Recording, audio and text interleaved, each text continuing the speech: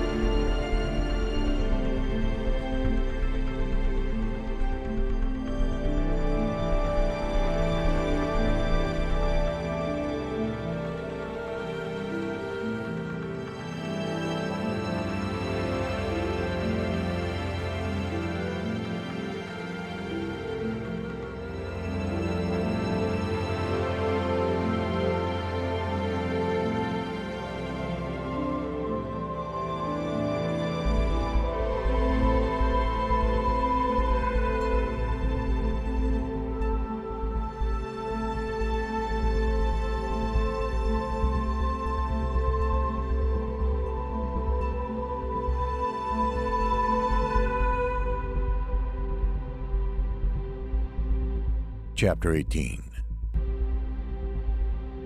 7:19 p.m., Giza, Egypt.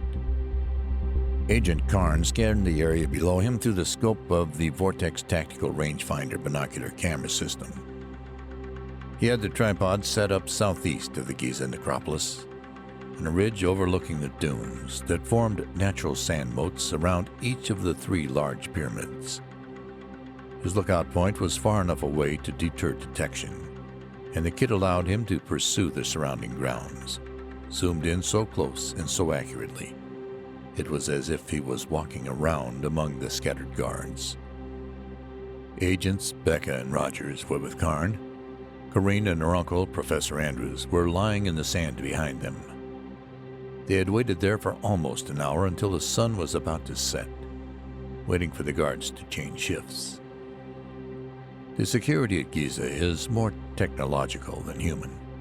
8 guards manned 4 posts, really just semi-underground bunkers that doubled as crew lounges for the Giza workers and staff. 4 others monitored an 8.2-mile perimeter, and 4 more actively traveled around the grounds. Karn didn't see much cause for concern in getting through the guards. The electronic security system would be the real challenge. The FlexiGuard advanced perimeter system was maintained from a central facility directly in front of the main pyramid's eastern face. It was remotely accessed, requiring no human guards inside the facility. Just a large computer server, communications equipment, and a huge cooling system.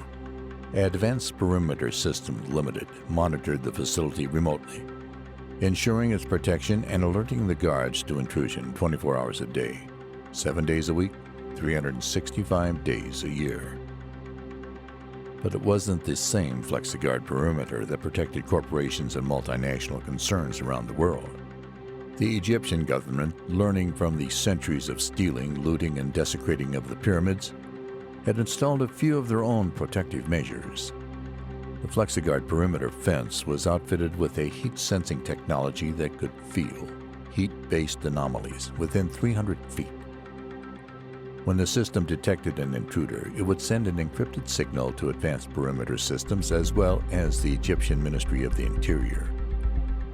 Anyone getting closer than the length of a football field from the perimeter would have a paramilitary force descending upon them in less time than it took to run away. Intruders would be immediately surrounded, trapped between the 16 guards inside the facility and a team of angry soldiers outside. It was a good thing that Tanning Biosec had connections with some high-ranking Egyptian officials. He radioed in and ordered Karn's team to wait on the rise until right before sundown, while he called in a few favors. "We don't get permission now. We don't want to take any chances. Getting out of the area would be a hellish affair if they had to fight off the guards, the Ministry of the Interior troops, and Wittenfield's men at the same time. In this case, asking permission was worth the trouble." Biosec dialed the number from his hotel room in downtown Giza. Meidu Yabari answered almost immediately, speaking in an even, collected tone of voice. Many years of service in the political sector had allowed Meidu time to perfect his balanced, non-biased voice.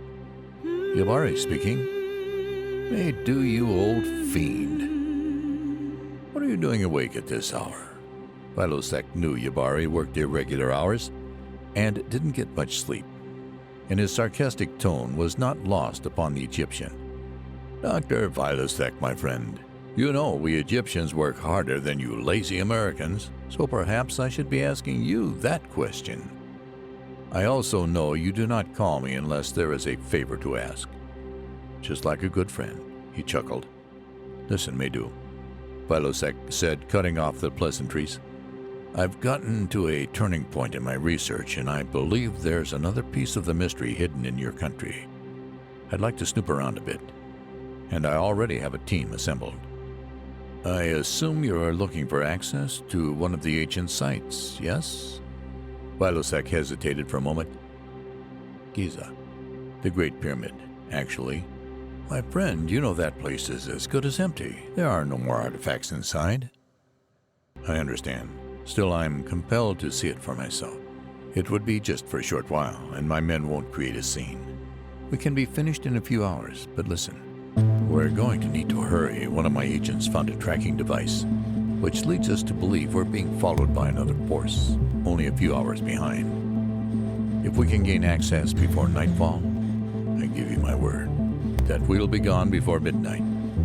I trust you will share your findings with me, as always? Yabari asked. Absolutely. Yabari paused briefly, letting Vilosek squirm just a bit. Then I suppose I can open it to you until dawn tomorrow. Madu, I cannot thank you enough. You'll be hearing from me soon. Take care, my friend. Vilosek hung up the phone. If everything went according to schedule, he wouldn't even need all the time Yabari had given him. Going over the plan once more in his head, he left the hotel. Rather than calling Karn, he thought he might tag along for this trip. No sense watching the fun from a distance. After a short drive, he pulled his rented black Suburban to the curb and stepped out. The hill where his team was waiting was directly ahead, and from where he stood, could barely make out the upper section of the Great Pyramid. As he climbed the hill, Agent Karn spotted him and raised a hand in greeting. Will you, be joining us then, boss? He asked when Vilosek was near enough to hear his whisper. I wouldn't miss it, Vilosek replied. Karn didn't have a weapon for Vilosek to use, so he handed over his own sidearm. Everything's in order then. Everything's in order, yes. We've been granted access until dawn, but we shouldn't need that much time. Becca helped Karn secure the entrance. I'll keep an eye on them, he said, glancing toward Jensen and Corrine. The two agents nodded, then silently moved off down the opposite side of the hill toward the main gates.